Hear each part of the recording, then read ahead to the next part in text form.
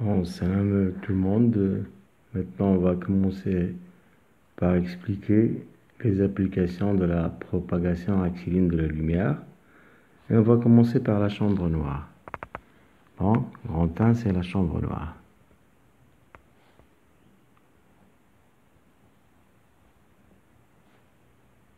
C'est quoi la chambre noire? Bon, d'après la définition, la chambre noire, c'est une boîte opaque dans une face opposée d'un diaphragme ayant un petit trou appelé sténopée et dans la face opposée est translucide qui joue le rôle d'un écran. Bon, la boîte peut avoir soit une forme d'un cube, par exemple, ou bien d'un parallélépipède, ou bien d'un cylindre. C'est-à-dire, il peut avoir cette forme-là.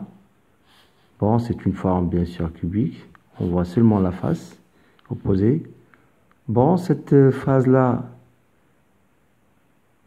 ici, c'est une face bon, qui est un milieu opaque. Ça, c'est le diaphragme.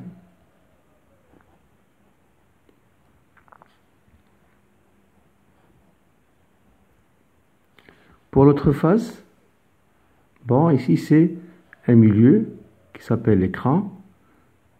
Bon, c'est un milieu qui est translucide.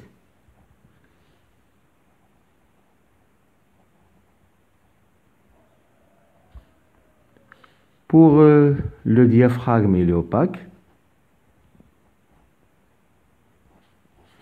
Et pour celui-là, il est translucide.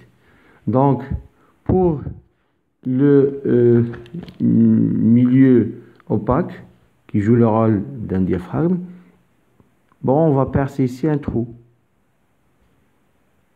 Bon, ce trou-là, c'est le sténopée. Ça s'appelle le sténopée. Pour l'autre face, ici, c'est du papier calque. Ici, on va prendre du papier calque.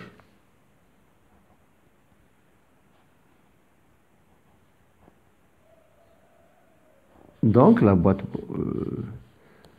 qui est soit en bois, par exemple, soit en papier cartonné, ou bien en aluminium, peut avoir cette forme-là.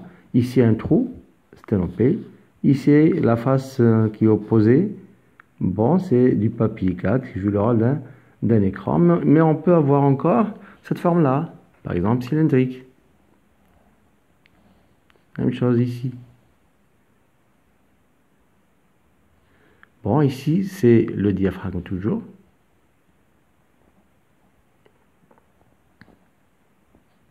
Ici, c'est l'écran. Si on doit poser, ici, on va mettre ici un trou. On va l'appeler le sténopée ici.